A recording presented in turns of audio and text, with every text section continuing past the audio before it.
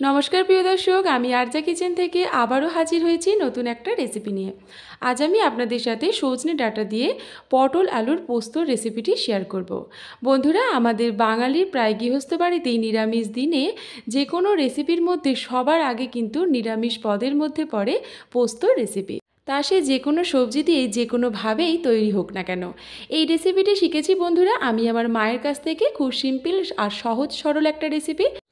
আশা করব আমার আজকের রেসিপি আপনাদের ভালো লাগবে। আমার আজকের রেসিপি ভালো লাগলে অবশ্যই লাইক বা কমেন্টের মাধ্যমে জানাবেন। যদি চ্যানেলে নতুন দর্শক হয়ে থাকেন অবশ্যই আমার চ্যানেলটিকে সাবস্ক্রাইব করে আমার পাশে থাকার অনুরোধ করলাম। তাহলে চলুন আজকের এই রেসিপিটি শুরু করা যাক।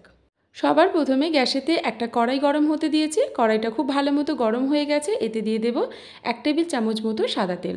বন্ধুরা, পোস্ত রেসিপি কিন্তু সাদা তেলের থেকে সর্ষের তেলে করলে তার স্বাদ অনেকটা বাড়ে আর কালারটাও কিন্তু বেশ ভালো আসে। কিন্তু আমি এখানে সাদা তেল ব্যবহার করেছি, অবশ্যই কিন্তু আপনারা লাল তেল এখানে ব্যবহার করতে পারেন।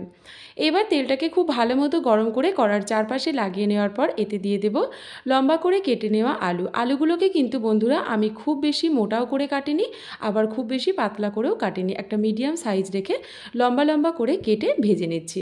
দেখুন বন্ধুরা, আলুতে হালকা কালার চলে এসেছে। আলুতে যখন এরকম হালকা হালকা কালার চলে আসবে তখন এবার এতে দিয়ে দেব 2টো মিডিয়াম সাইজের কেটে রাখা পটলগুলোকেও কিন্তু বন্ধুরা আমি এই আলুর মতো দেখতে লম্বা লম্বা করেই কেটেছি, আর বীজগুলো কিন্তু আমি বের করে দিয়েছি। আলু আর পটল একই সাথে খুব সুন্দরভাবে নাড়াচাড়া করে ভেজে নিচ্ছি। দেখুন বন্ধুরা, আলুতে একটা খুব সুন্দর কালার চলে এসেছে আর পটলেও চলে এসেছে। এখন এবার এতে দিয়ে দেব একটা মিডিয়াম সাইজের কুচানো টমেটো। আমি কিন্তু রান্নাটা বুঝে টমেটোটা ব্যবহার করেছি, খুব বেশি টমেটো এখানে দেওয়া যাবে না। এবার এতে দিয়ে দিলাম নুন আর চিনি, টমেটোটা যাতে খুব তাড়াতাড়ি গলে যেতে পারে। এবার দেখুন বন্ধুরা, নুন আর চিনিটা দেওয়ার পর একই সাথে খুব সুন্দরভাবে সবজিটাকে কষিয়ে নিচ্ছি। নুন আর চিনিটা যাতে খুব সুন্দরভাবে গলে যেতে পারে সেই মতো কিন্তু কষতে হবে। আর নাড়তে নাড়তে দেখুন বন্ধুরা, টমেটো কিন্তু একদমই গলে গেছে। এবারেতে দিয়ে দেব কেটে রাখা সজনে ডাঁটাগুলোকে আমি খুব সুন্দরভাবে ছাড়িয়ে কেটে ধুয়ে পরিষ্কার করে রেখেছিলাম। এটা আমি 2টো মিডিয়াম সাইজের ডাঁটা নিয়েছি। এবার এই ডাঁটাগুলোকে দিয়ে একই সাথে খুব ভালো করে নাড়াচাড়া করে নেব। ডাঁটাটা দেওয়ার পর প্রায় 2 মিনিট ধরে কষবো বন্ধুরা, আর খুব বেশিক্ষণ ধরে কিন্তু কষবো না। এবার এতে কিছু গুঁড়ো মশলা দেব। বন্ধুরা, গুঁড়ো মশলা দেওয়ার সময় ক্যামেরাটা অফ হয়ে গেছিলো, আমাকে মাপ করবেন বন্ধুরা। আমি এখানে দিয়ে দিয়েছি 1 টিস্পুন মতো হলুদ গুঁড়ো আর 1 টিস্পুন মতো লাল লঙ্কার গুঁড়ো। চাইলে কিন্তু আপনারা অবশ্যই এখানে কাশ্মীরি লঙ্কা গুঁড়ো ব্যবহার করতে পারেন।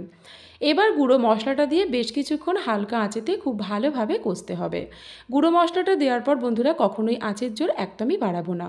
এবার বেশ কিছুক্ষণ ধরে ভালো করে গুঁড়ো মশলাটা কষিয়ে নেওয়ার পর এতে দিয়ে দেব প্রায় 1.5 কাপ মতো জল। এখানে ডাঁটা আলু সবটাই খুব ভালো মতো সেদ্ধ হবে। ফাঁকে বন্ধুরা আমি এখানে একটা পেস্ট বানিয়ে নেব, সর্ষে পোস্তর পেস্ট। আমি এখানে নিয়েছি 1 চামচ মতো পোস্ত আর নিয়েছি 1/2 চামচ মতো সর্ষে।